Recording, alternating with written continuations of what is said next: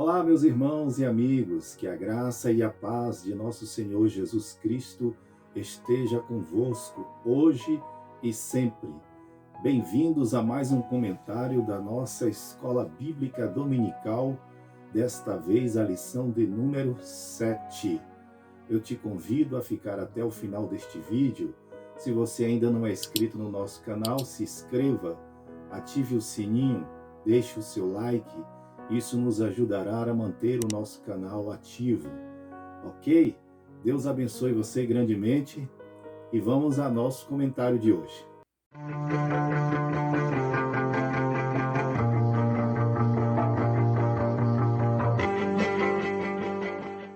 Bem, amados, na lição de número 6, nós vimos que Deus levantou um homem cheio de fé, cheio de coragem, cheio de determinação, um homem que, apesar da sua pouca capacidade para construir, ou nenhuma capacidade para construir, mas sentiu no seu coração o desejo, né, de fazer aquela grande obra.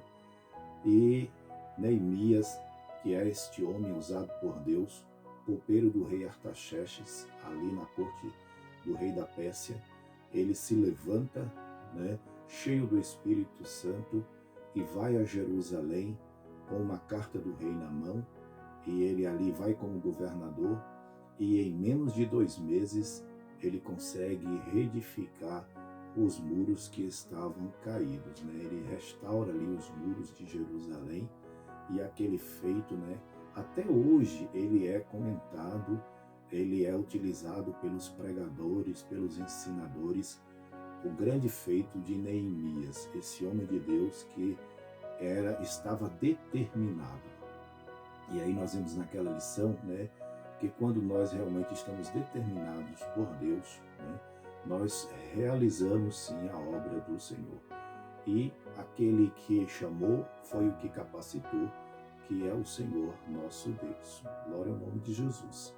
Na lição de hoje nós vamos estar falando a respeito da lição de número 7, cujo título é O Povo de Deus deve separar-se do mal. Nesta lição a gente vai ver que um grupo de pessoas, né, que estava ali querendo se envolver na construção do templo, essas pessoas. Aí a gente volta um pouquinho, né, porque a gente já falou sobre a construção do templo lá na terceira lição, e na quarta lição também nós abordamos sobre isso. Mas nós estamos aqui nesse momento voltando, e é o que o comentarista faz, para falar a respeito de um feito que aconteceu ali. O povo queria, né, edificar o templo, mas nem todos estavam capacitados, porque para determinadas coisas, para determinadas feituras, vamos dizer assim, Deus chamou e capacitou determinadas pessoas também. E Deus, ele é um Deus organizado. Nós já vimos isso, né, em comentários anteriores. Deus é um Deus organizado.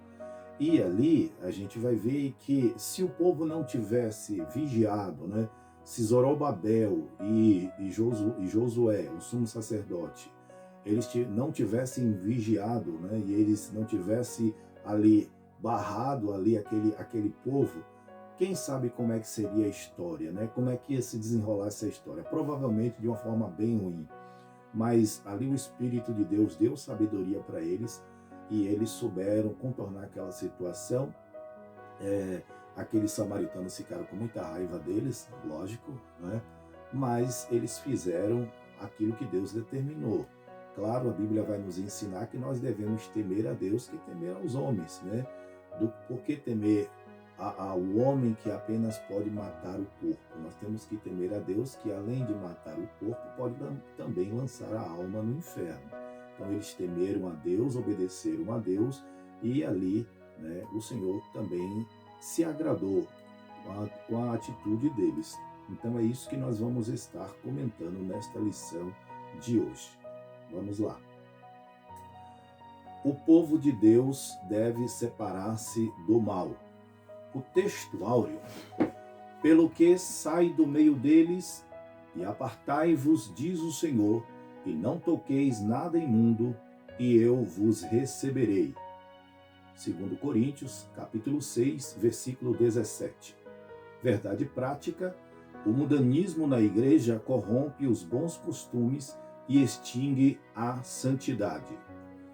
A leitura diária, os irmãos podem voltar o vídeo e depois acompanhar cada uma dessas leituras do dia da semana, tá? Mas para a gente ganhar tempo, nós vamos já para a leitura bíblica em classe, que está em Esdras, capítulo de número 2, versículo 59 até o versículo 62, capítulo 4, versículo 2 e 3 e capítulo 6, versículo 2 a 4.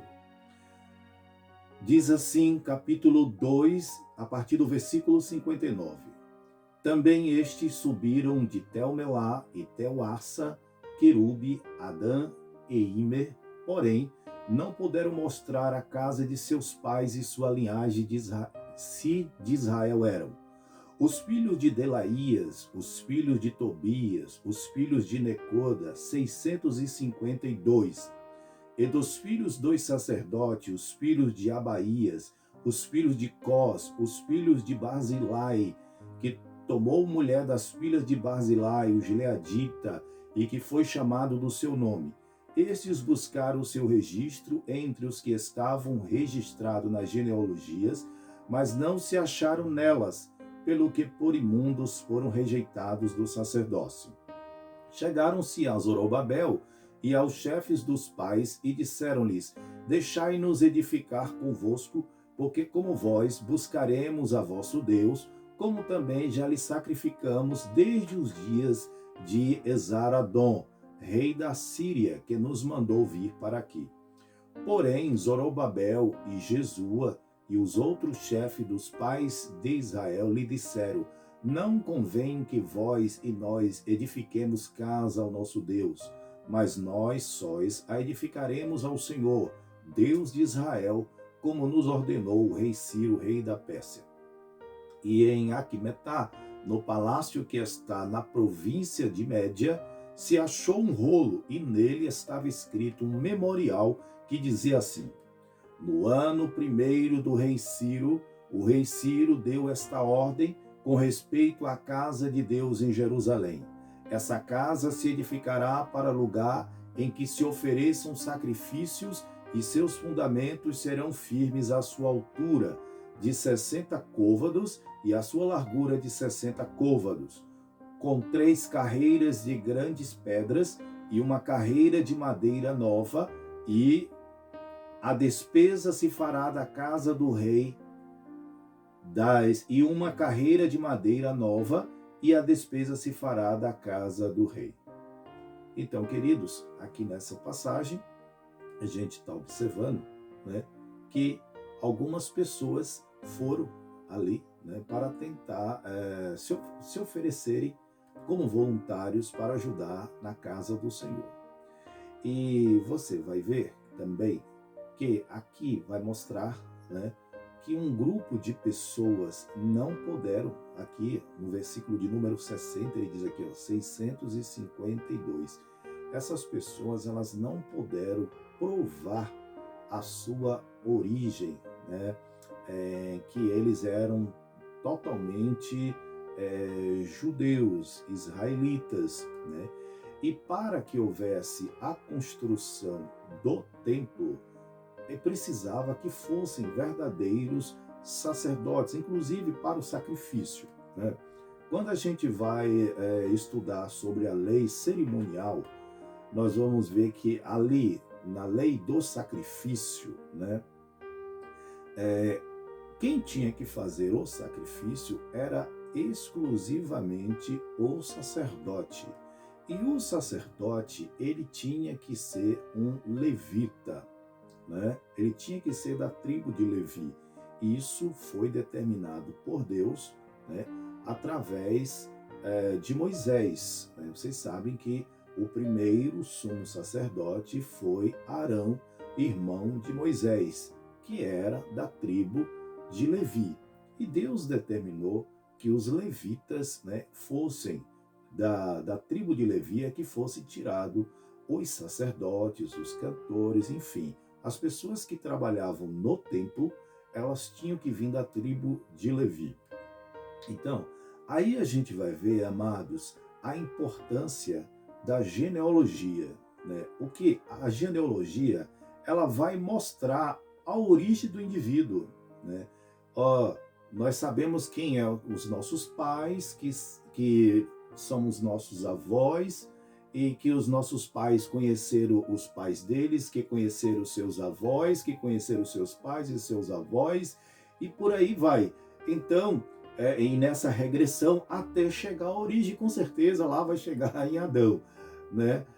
Mas o que a gente vê nisso tudo é que é muito importante a questão da genealogia. Tanto é assim que quando nós vamos para o Novo Testamento, a gente vai ver lá nos Evangelhos, em Mateus, né, falando a genealogia de Jesus, até chegar em Jesus. Então, olha a importância disso. Então, Deus não queria que qualquer pessoa estivesse envolvido naquilo. Então, a gente vai ver no discorrer desta lição, né, a importância que é. Não que Deus esteja fazendo acepção de pessoas, mas Deus escolhe determinados indivíduos para determinadas coisas. É isso que a gente vai estar vendo nesta lição. Tá bom, queridos? Então você vai ver que lá no versículo 62, aqui, ó, estes buscaram o seu registro entre os que estavam registrados nas genealogias, mas não se acharam nelas, pelo que por imundos foram rejeitados do sacerdócio.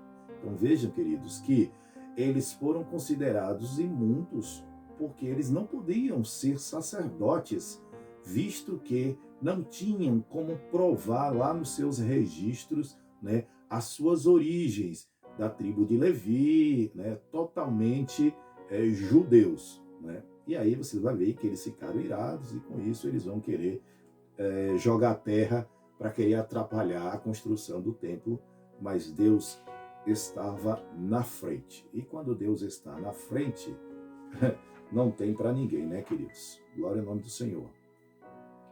Aqui a gente tem o objetivo geral, né, que é compreender que o relacionamento harmonioso com Deus exige a separação do pecado e do mundanismo, né? A questão lá do templo, você vai ver justamente isso, né? Então, porque o que a gente vê ali? A gente vê a questão da adoração, né? Precisava ser reerguido, restaurada a adoração.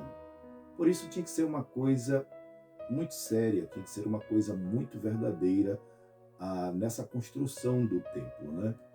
Os objetivos específicos destacar que Deus não aceita a mistura do seu povo com o mundo, entender que Deus exige plena santidade do seu povo e ressaltar que a santidade resulta em bênçãos para o povo de Deus.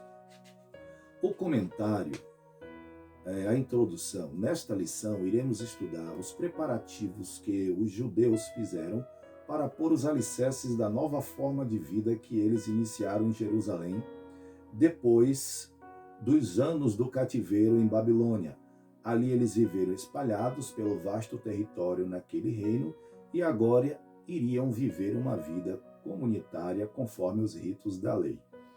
Então aqui os judeus, eles haviam passado ali 7 décadas na Babilônia, eles haviam aprendido os costumes, eles haviam aprendido muitas coisas que eram dos babilônicos, né, daqueles povos, inclusive a questão da adoração, né? Muitos judeus haviam agora, ou estavam agora, adorando a outros ídolos, a ídolos, né?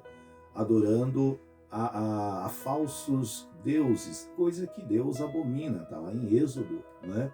O Senhor diz que não adorarás, nem não farás imagem do que está em cima no céu, na terra ou debaixo da terra. Não, a farás e não a adorarás, eu sou o Senhor. Assim o Senhor diz lá em Êxodo. E quando você estuda, né, as profecias do livro do profeta Ezequiel, você vai ver que eles estavam se contaminando, ali tinha Tamuz.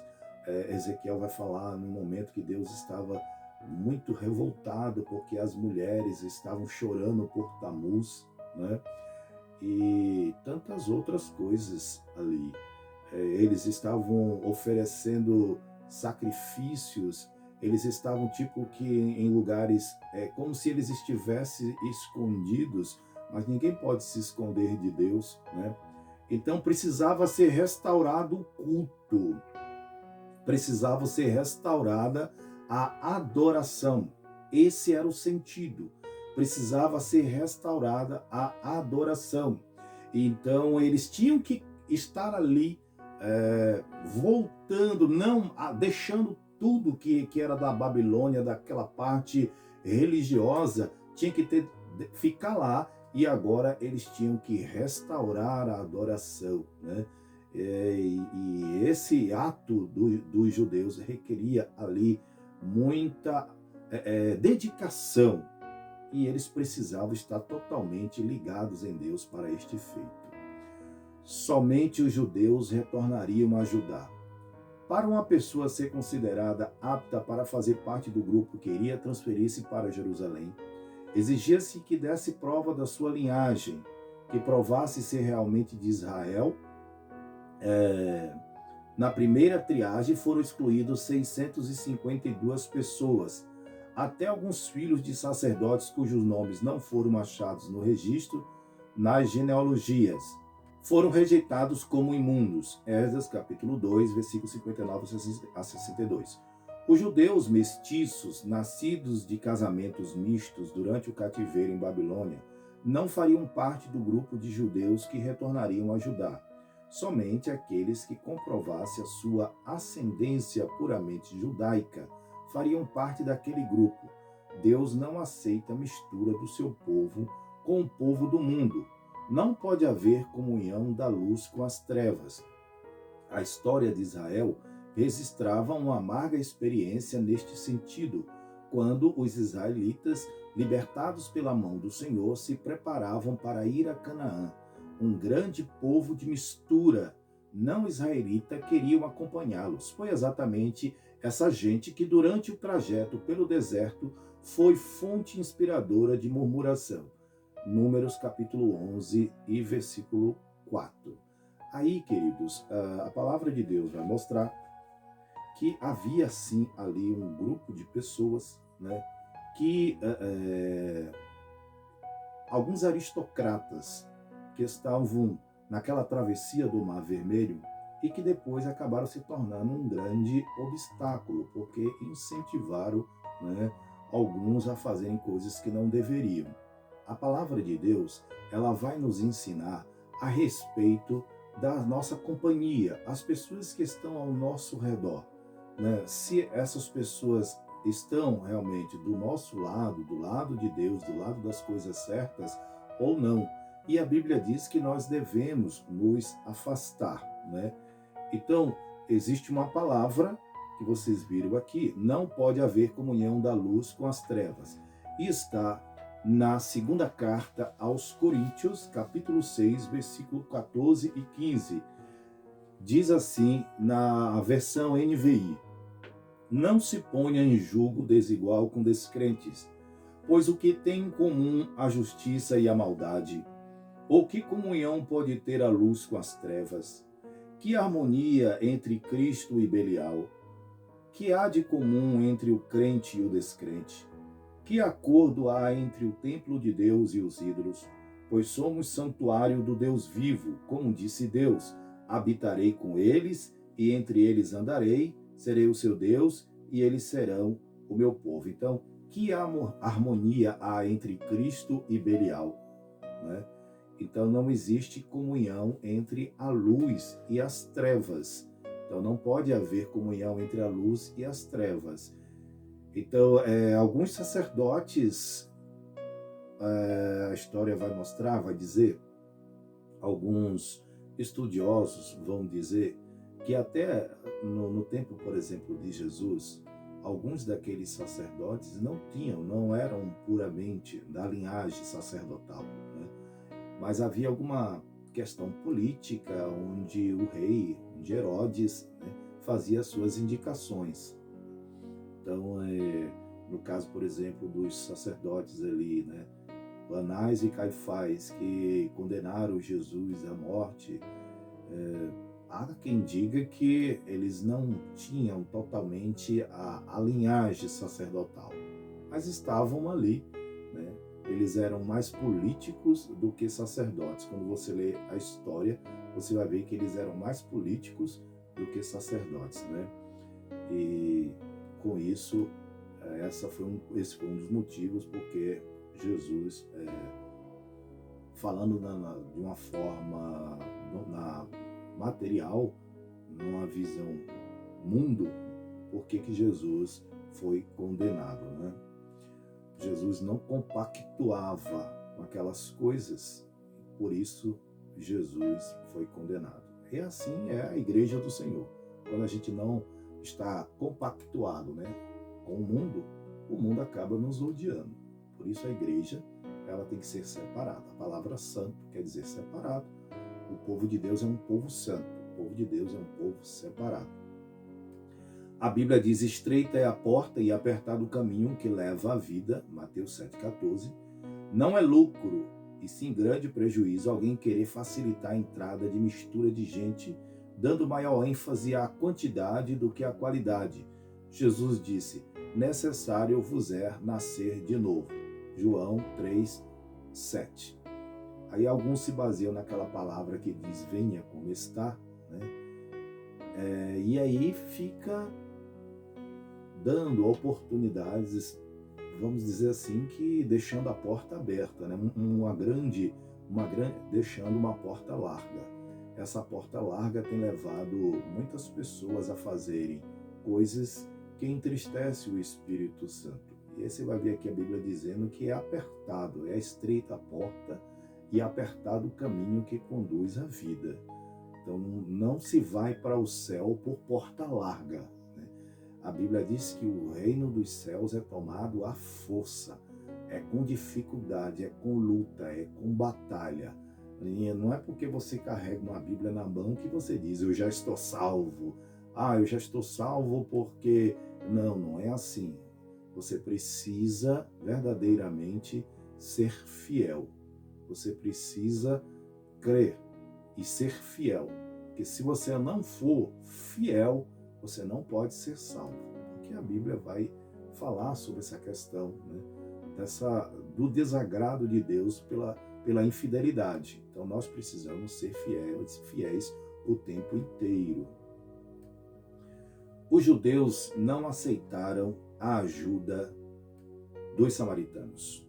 Quem eram os samaritanos?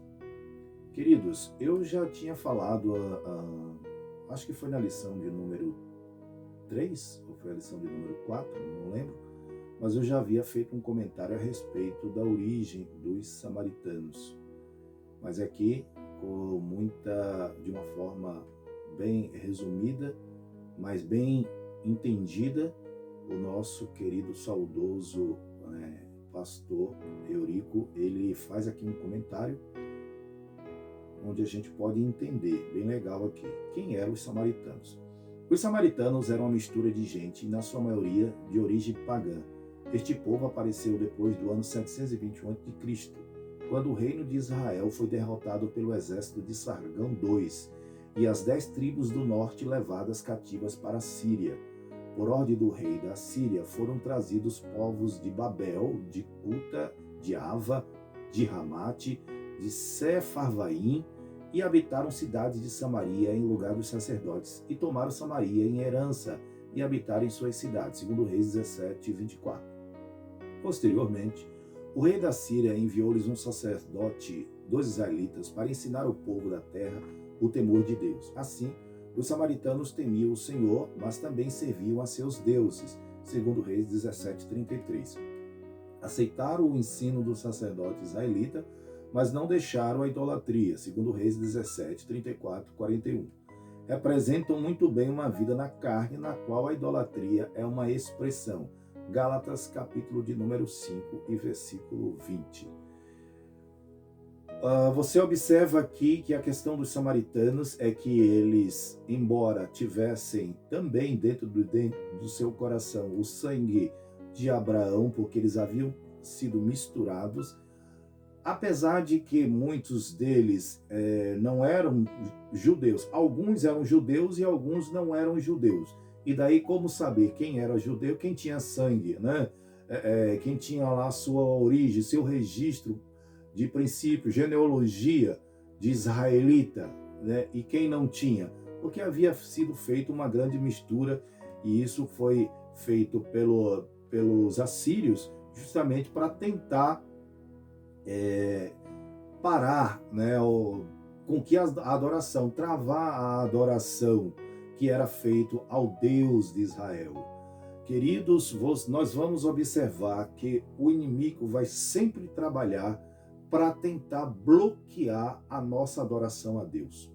Ele sempre vai trabalhar para tentar impedir que nós sirvamos a Deus, que nós adoremos a Deus. A Bíblia vai dizer que Deus está à procura de verdadeiros adoradores. E Jesus vai falar isso justamente ali com a samaritana. Jesus vai falar nesse diálogo que Deus está à procura de verdadeiros adoradores, que adorem ao Pai em espírito e em verdade. Por quê? Porque com a miscigenação que houve ali em Samaria, que era a capital do Reino do Norte, eles passaram a adorar outros deuses, eles passaram a adorar os deuses das nações pagãs. E essa adoração acabou deles aos deuses pagãos, afastaram eles do Senhor. Então aqui a gente vai ver que os samaritanos tinham uma mistura. Então eles queriam servir a Deus e queriam servir também a Baal. E aí o que a gente vai ver? A gente vai ver que Elias se levanta, né, para reclamar do povo. Quando a gente vai lá para a história de Elias, quando Elias está diante dos profetas de Baal, Elias chama a atenção do povo. E eu separei aqui a palavra do Senhor, quando Elias diz assim, lá em 1 Reis, capítulo 18, versículos 20 e 21. Acabe convocou então todo Israel e reuniu os profetas no Monte Carmelo. Elias dirigiu-se ao povo e disse: até quando vocês vão oscilar entre duas opiniões? Se o Senhor é Deus, sigam-no, mas se Baal é Deus, sigam-no. O povo, porém, nada respondeu. Olha aí, amados. Então, o povo não respondeu. O povo não respondeu por quê? O povo não respondeu porque o povo estava servindo a Deus e também servindo a Baal. E Deus não tem sócio. Deus não tem sociedade com qualquer outra entidade. Deus é o único Deus soberano. Não existe outro Deus. Porque se existisse outro Deus, mas não existe. Então, a Bíblia vai dizer que o ídolo nada é. Então Elias ali vai dar um esticão de orelha no povo, porque eles estavam querendo adorar a Deus e querendo adorar a Baal ao mesmo tempo, né? Os samaritanos ofereceram cooperação aos judeus. Quando os judeus começaram a construção do templo, os samaritanos ofereceram-se para cooperar. Os judeus, porém, rejeitaram firmemente a proposta. Igualmente, quando da construção dos muros, a cooperação dos samaritanos foi recusada. Esta atitude é bíblica, pois a Bíblia manda que nós devemos nos afastar daqueles que não têm a sã doutrina. Igualmente, devemos nos afastar daqueles que têm uma vida irregular, como também daqueles que causam divisões. E aí, eu trouxe aqui para os irmãos, na nova versão internacional, Romanos capítulo 16, versículo 17 e 18, que diz assim: Recomendo-lhes, irmãos, que tomem cuidado com aqueles que causam divisões e colocam obstáculos ao ensino que vocês têm recebido. Afastem-se deles, pois essas pessoas não estão servindo a Cristo, nosso Senhor, mas a seus próprios apetites, mediante palavras suaves e bajulação, enganam os corações dos ingênuos, né? Então, irmãos, olha a recomendação que o apóstolo faz. Tomem cuidado com aqueles que causam divisões e colocam obstáculos ao ensino que vocês têm recebido. Essa é a versão NVI. Então, olha que a palavra de Deus está nos ensinando. Nós devemos nos afastar. Até a própria palavra do Senhor vai dizer que nós vamos aconselhar uma ou duas vezes, mas não havendo a conversão, né, desse indivíduo, então nós devemos nos afastar dele. É assim que ensina a palavra do Senhor. Os samaritanos procuram apresentar-se com os judeus, casaram com as filhas dos judeus e deram filhos aos judeus em casamento. Alguns caíram nesta armadilha.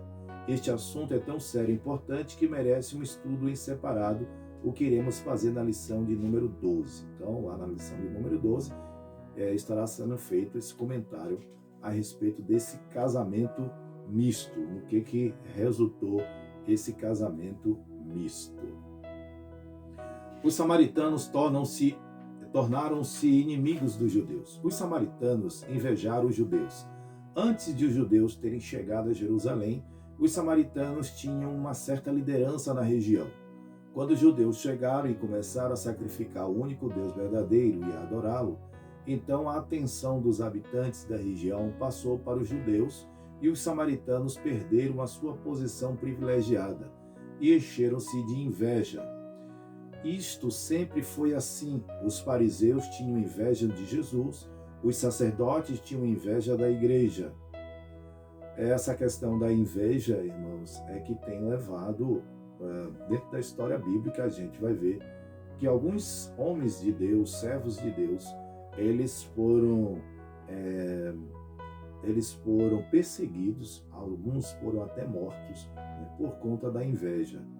Quando você vai lá para Atos dos Apóstolos, que você vai estudar, ler a história de Estevão, você vai perceber que um dos motivos que levou Estevão a ser apedrejado é porque a Bíblia diz que ninguém podia resistir à sabedoria dele, porque ele era usado por Deus. Estevão não conseguia ser vencido em debate.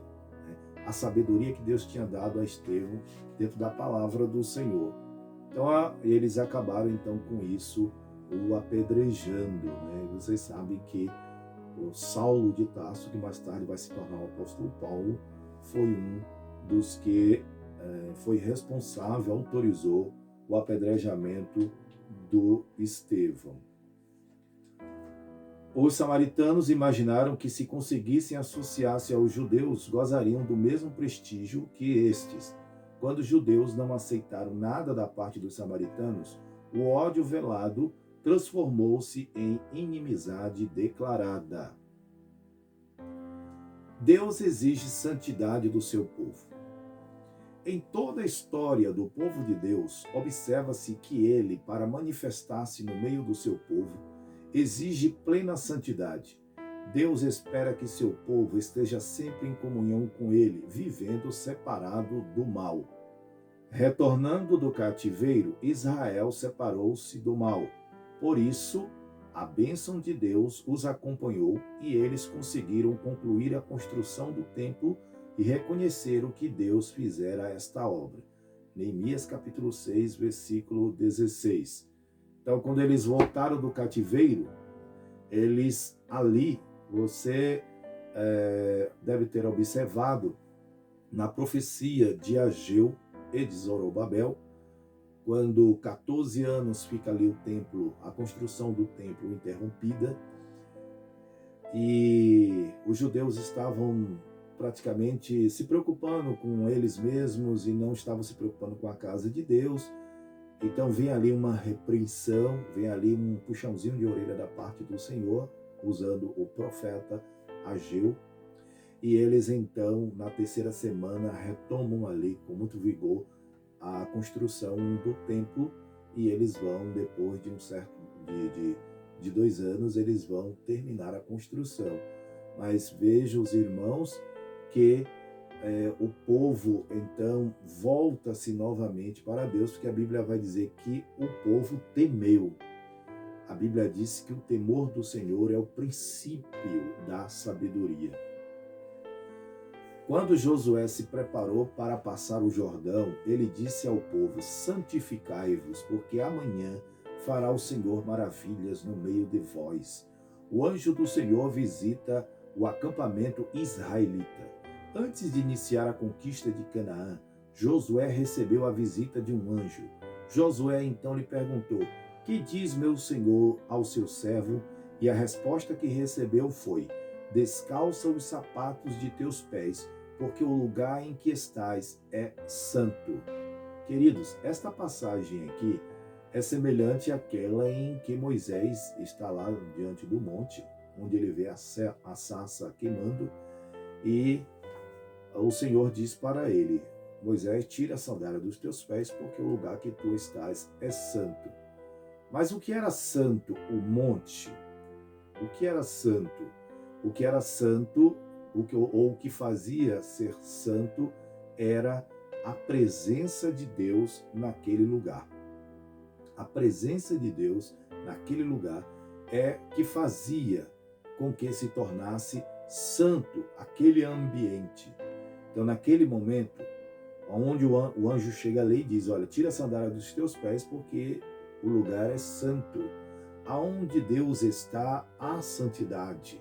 Por isso, se nós acreditamos que Deus está presente no culto, que Deus está presente dentro da igreja, nós precisamos entender que ali há santidade. E aonde há santidade tem que haver reverência. Aonde há santidade tem que haver temor. Nós não podemos ficar dentro da igreja mascando chiclete. Nós não podemos, nós estamos diante de Deus. Eu quero ver quem é que vai ficar diante de um juiz, diante de uma autoridade, mascando chiclete. Você não vai fazer isso. Se você não pode fazer isso, se você não se sente à vontade, e você será chamado a atenção por fazer isso diante de uma autoridade terrena, quanto mais a autoridade celestial, né? Então, precisamos respeitar essa santidade de Deus. Então, aonde Deus está, o ambiente é santo, o altar é santo, as coisas são santas. Precisamos tomar muito cuidado para não ficarmos falando piadas no altar, coisas que fogem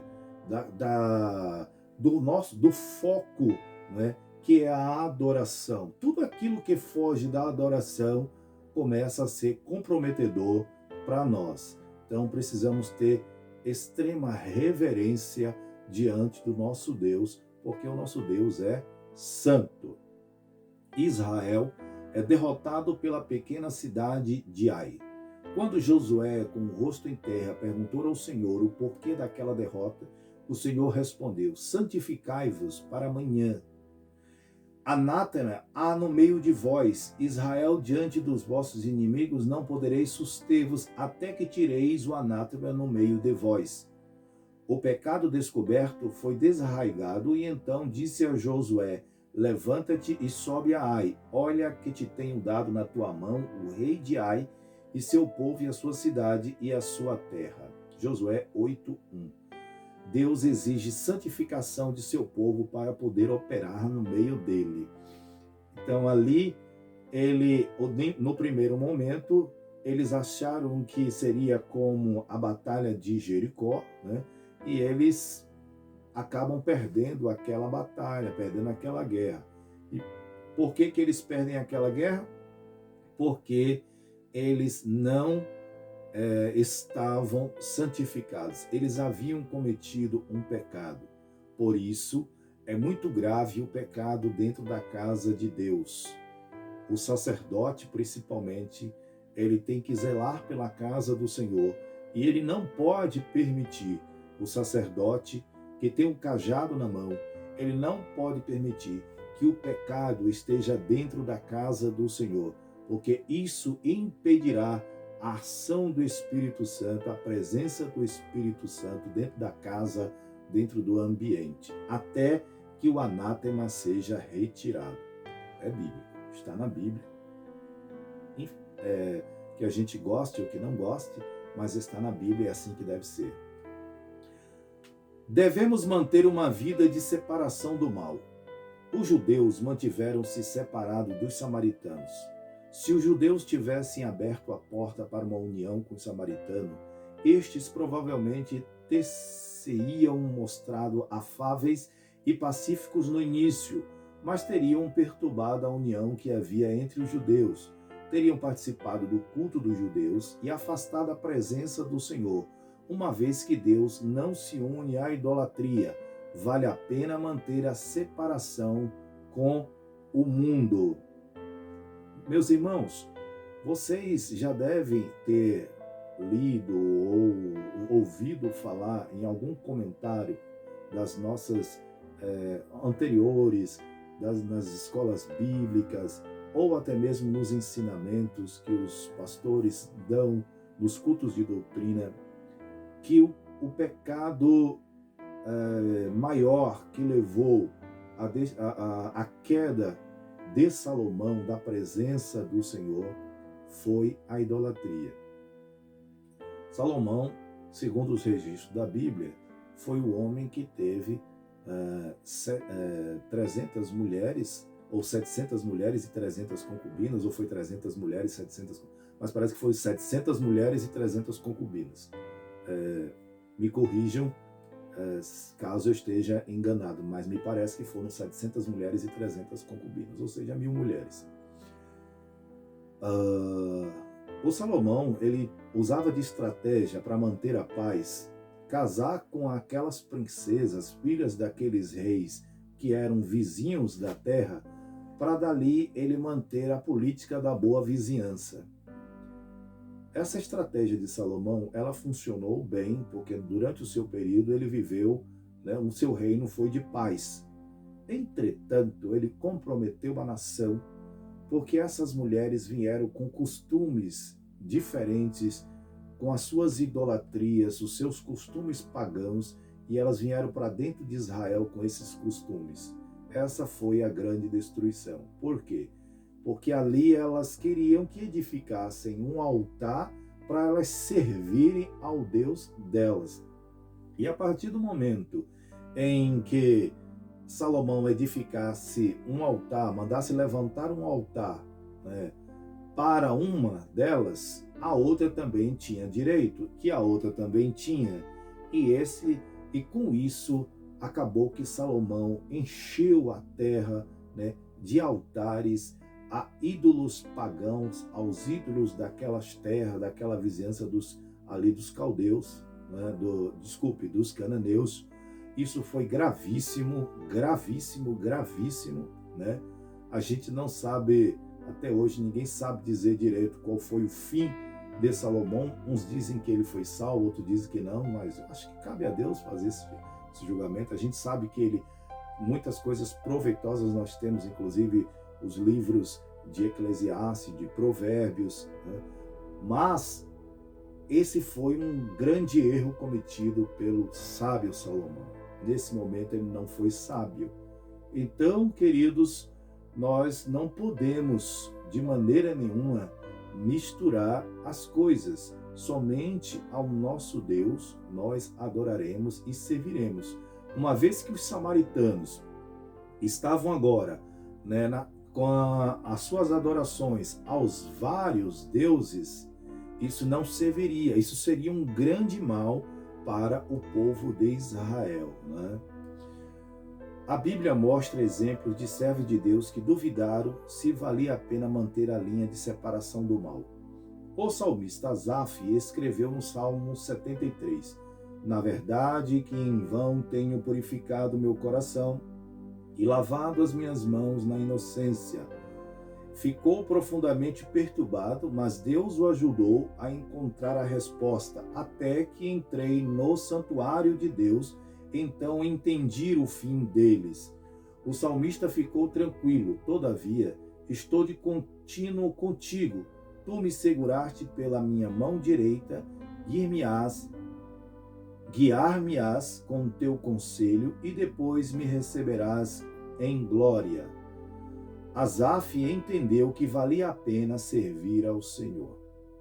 Então, vale a pena servir a Deus. Nós não podemos misturar as coisas. Ao Senhor nosso Deus serviremos. Ao Senhor teu Deus adorarás. E ao Senhor teu Deus somente servirás. Malaquias respondeu aos que diziam ser inútil servir ao Senhor. Malaquias 3,15 dizendo: há um memorial escrito diante dele para os que temem ao Senhor e para os que se lembram do seu nome. E eles serão meus, diz o Senhor dos Exércitos. Naquele dia que farei, serão para mim particular tesouro. Poupá-los-ei como um homem poupa seu filho que o serve. Malaquias 3:16, 17.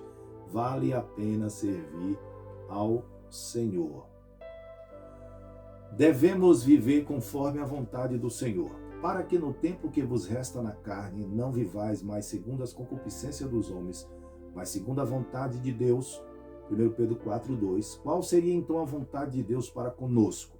A Bíblia diz: esta é a vontade de Deus, a vossa santificação.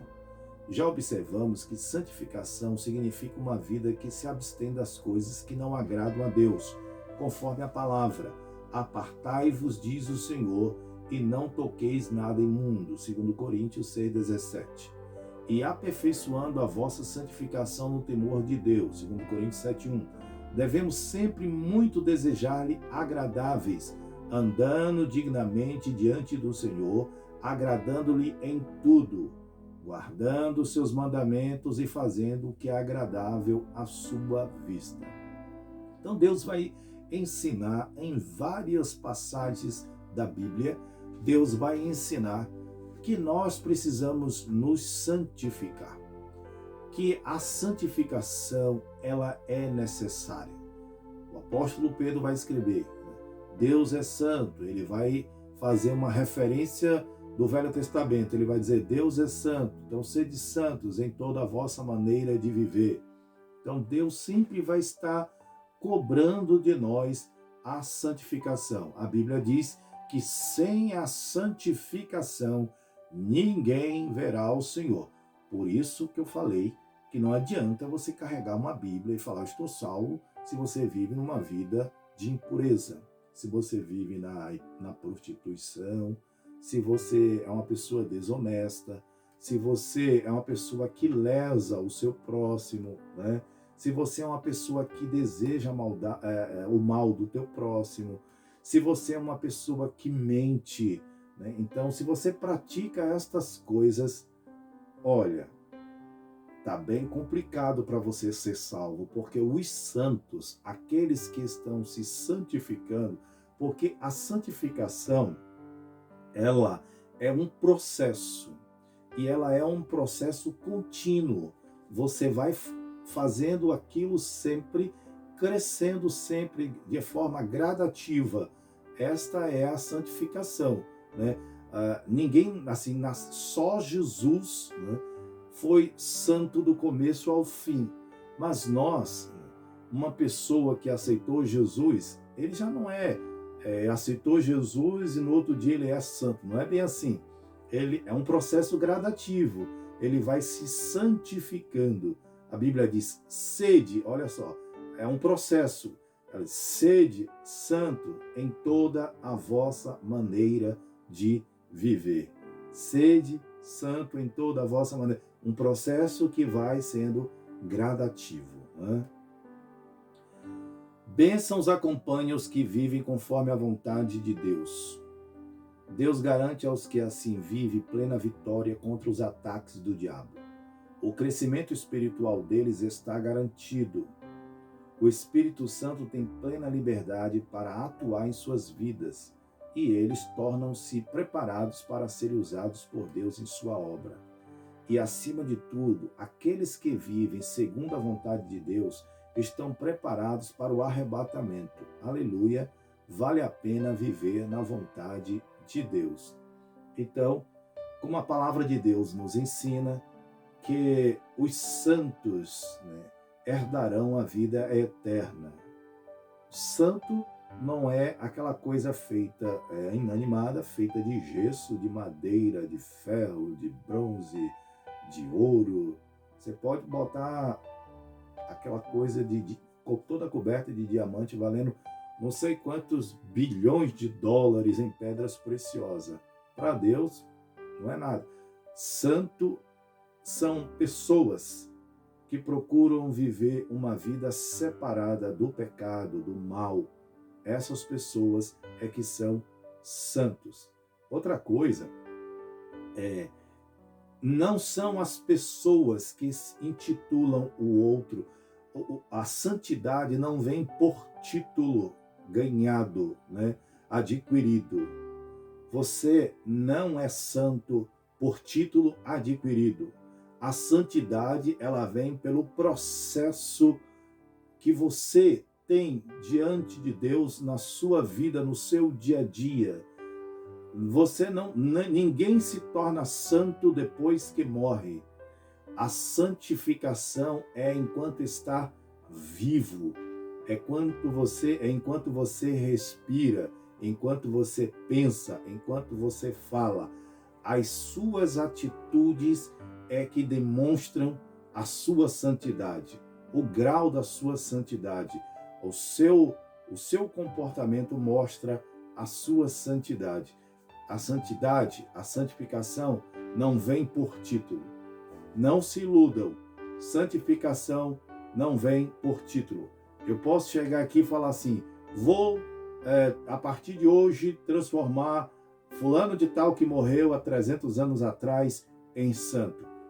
Bobagem, só bobagem, porque a santificação ela é feita no processo de vida, enquanto a pessoa está vivo, E a santificação ela é reconhecida não pelos homens, mas pelo Espírito Santo de Deus. Porque a Bíblia diz que o nosso espírito testifica com o Espírito de Deus que somos filhos de Deus. Amém? Glória ao nome do Senhor. É isso, querido. Então, nesta lição, nós vimos que um grupo de pessoas, é bom deixar bem claro que os samaritanos não eram pessoas rejeitadas por Deus. Irmãos, tirem isso da cabeça. Os samaritanos, eles eram amados por Deus. Deus investiu nos samaritanos. Deus quis resgatar os samaritanos. Você vai ver que no Novo Testamento, Jesus, ele vai ali na beira do poço, manter aquela comunicação, conforme está ali em João capítulo 5, manter aquela comunicação com a mulher samaritana, porque Jesus amava os samaritanos, Jesus amava a alma dos samaritanos, e Jesus queria salvar os samaritanos. E você vai ver o próprio Jesus determinando no seu id missionário, no id imperativo do Senhor, Jesus está mandando que eles saiam pregando o evangelho em Jerusalém, Judeia, Samaria. Olha que Samaria foi colocado aí, queridos. Samaria foi citado por Jesus. Samaria até os confins da terra, que aí alcançou nós. Então, os samaritanos, eles eram amados pelo Senhor. Porém, eles haviam se misturado e eles não tinham condição nenhuma de estarem usando a lei, o serviço que era um serviço próprio dos levitas na construção do templo. Nem em relação, tudo estava voltado para o culto, tudo estava voltado para a adoração, e Deus não aceita a mistura. Deus ama todos os pecadores, mas Deus abomina o pecado. Então os samaritanos precisavam passar pelo processo da purificação pelo sangue de Jesus Cristo, porque eles estavam envolvidos na idolatria. E a Bíblia diz que quem pratica estas obras não herdará o reino de Deus. Eles não tinham condições naquele momento. Isso cabe a nós fazermos uma reflexão de que nós não podemos nos misturar. Mundo é mundo.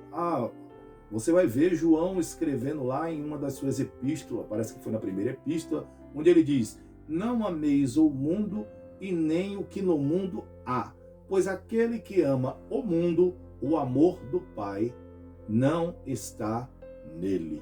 Então não existe comunhão da luz com as trevas. Não existe comunhão da igreja e o mundo. A igreja, ela é separada.